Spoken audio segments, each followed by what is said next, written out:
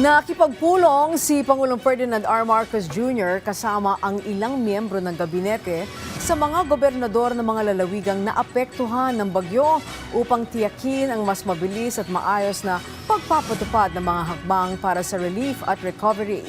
Sa pulong, binigyan diin ang mas maagang paglalabas ng pondo para sa mga paghahanda bago pa man tumama ang kalamidad at ang pagpapabilis ng mga proseso upang agad na maipamahagi ang tulong sa mga apektadong komunidad.